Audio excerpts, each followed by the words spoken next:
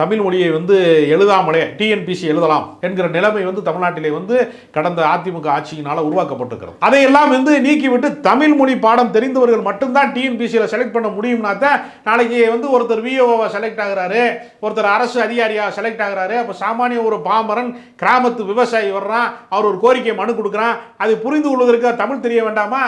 அப்போ வட மாநிலத்தில் இருந்து ஒருவனை கொண்டு அரசு பணிகளிலே போட்டால் அவன் எப்படி தமிழ்நாட்டு மக்களினுடைய குரல் அவனுக்கு எப்படி புரியும்? ஏற்கனவே ஐஏஎஸ் ஆஃபீஸர்கள் அப்படி இருக்கிறார்கள், அவர்கள் தமிழ் கற்றுக்கொள்கிறார்கள், அது வேறு.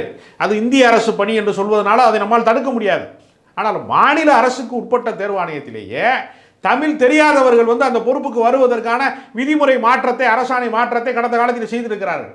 இதையெல்லாம் திருத்த வேண்டும் என்று இவர்கள் நினைக்கிறார். இப்போ பல்கலைக்கழகங்களுக்கு துணைவேந்தரை நியமிப்பதிலே ஆர்எஸ்எஸ் காரர்களையாக திட்டம் போட்டு அனுப்புவது, வேண்டுமென்றே துணைவேந்தர்களை நியமிக்காமல் இருப்பது, தேசிய கல்விக் கொள்கையின்படி நாங்கள் துணைவேந்தர்களை யாரை வேண்டுமானாலும் நியமிக்கலாம் என்று இவர்கள் இந்த புதிய கல்விக் கொள்கையின் வழியாக இவங்க என்ன செய்யறாங்கன்னா, துறை சார்ந்த வல்லுநர்கள் என்ன செய்வான்? ஒரு பல்கலைக்கழகம் இருக்கிறது, அங்கு ஏற்கனவே பேராசிரியராக இருக்கிறவர்